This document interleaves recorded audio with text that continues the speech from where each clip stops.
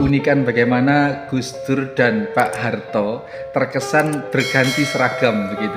Ketika Pak Harto masih presiden pakai safari, Gus Dur pakai batik.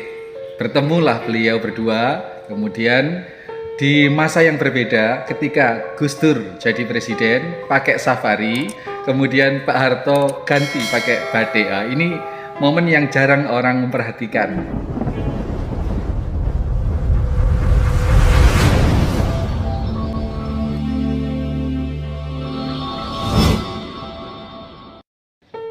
Halo, Assalamualaikum warahmatullahi wabarakatuh, sahabat Bilik Kreator di seluruh Nusantara, dari Sabang sampai Merauke, dari Nias hingga Pulau Rote. Pagi ini kita akan mereaction sesuatu yang spesial, satu momen langka dan tidak akan pernah terulang kembali. Tokoh-tokoh bangsa kita, Gus Dur dan Pak Harto.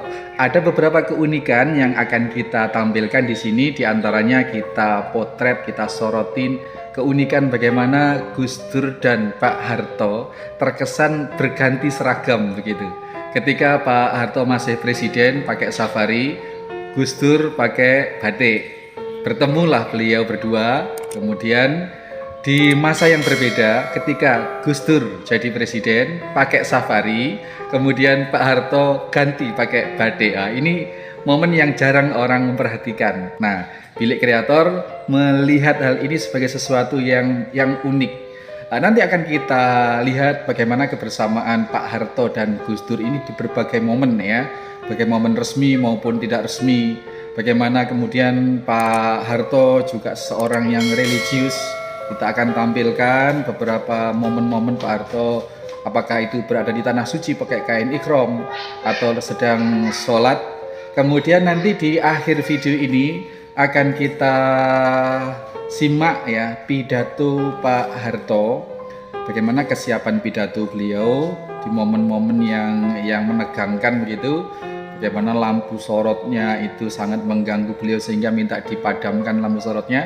Kemudian yang akan kita tampilkan suaranya pidato Pak Harto tentang pahala, tentang surga ya, yang dikaitkan dengan Pancasila.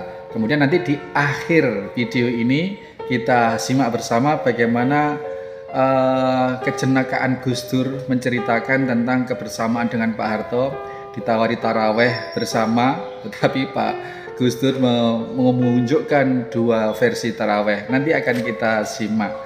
Dan ini momen yang tidak akan pernah terulang. Bagaimana akan terulang? Karena beliau kedua-duanya sudah dipanggil oleh Allah Subhanahu wa taala. Mudah-mudahan beliau berdua diampuni oleh Allah dan mendapat tempat yang terbaik di sisinya.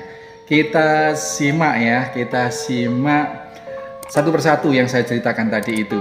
Dan kali ini ayo kita lihat Pak Harto yang sedang pidato, sedang ceramah tausiah lah ya lebih tepatnya. Kita simak Pak Harto bertausiah tentang pahala, tentang neraka dan tentang surga. Ini momen sangat langka. Pak Harto membicarakan tentang spiritualitas Islam, tentang surga dan neraka. Kita simak.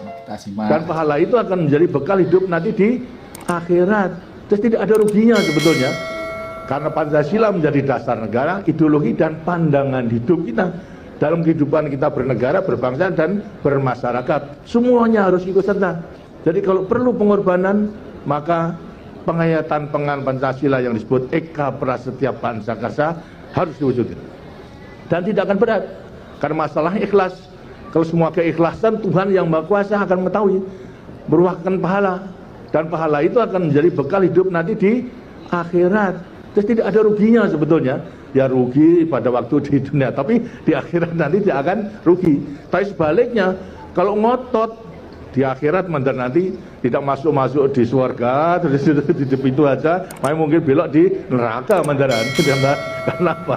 Karena mensulitkan orang banyak itu semuanya. Masya Allah ya, luar biasa. Itu Pak Harto membicarakan masalah surga neraka. Sekarang kita simak kejenakaan Gus Dur, bagaimana menceritakan Ramadan pertama di tahun kelengseran Pak Harto, berbuka di rumah Pak Harto di Cendana, kemudian bercerita dengan khas Gus Dur, khas guyonnya Gus Dur. Kita simak sampai habis. Nate siam-siam bulan puasa pertama setelah dilengserkan niku kula diundang buka ngejak Yai Pardi Asrori saking Lampung.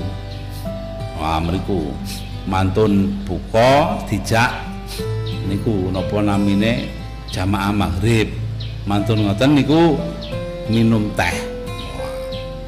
Terus Pak Harto ndangu, Gus Dur nanti sampai malam di sini. Oh, enggak Pak, saya sebentar lagi keluar, ada janji sama orang. Tapi yainya kan tetap tinggal di sini toh. Nah itu perlu dijelaskan. Jelaskan kenapa?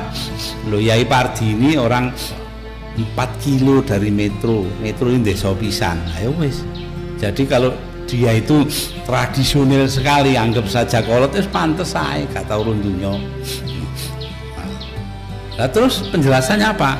Penjelasannya begini, dia diandaikan mimpin terawih kan, oh iya memang ditahan supaya mimpin terawih. Lah iya, terawihnya itu loh Pak, cara NU lawas tah cara NU nyar. Bingung Pak Harto, loh cara NU lama cara NU baru gimana? Cara NU lama terawih itu 23 rakaat. Nggih ta mboten?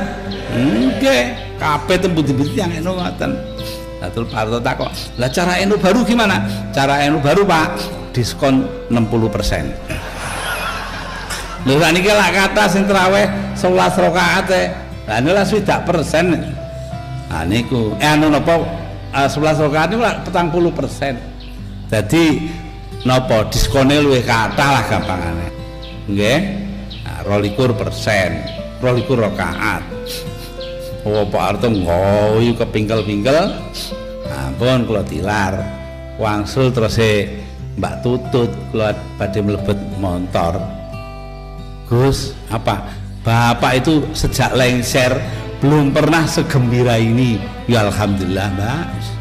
Bisa di elek-elek ngono ya cake presidene dhewe ya. Nggih, kula bejone teng Mbak Tutut ngoten. Tapi teng montor kula terusaken panci elek. Siapa dulu? Gus Dur ya, Gus Dur. Baik, mudah-mudahan konten ini cukup menghibur dan memberikan kemanfaatan dari sisi apapun. Ambil manfaatnya, buang yang tidak bermanfaat. Assalamualaikum warahmatullahi wabarakatuh.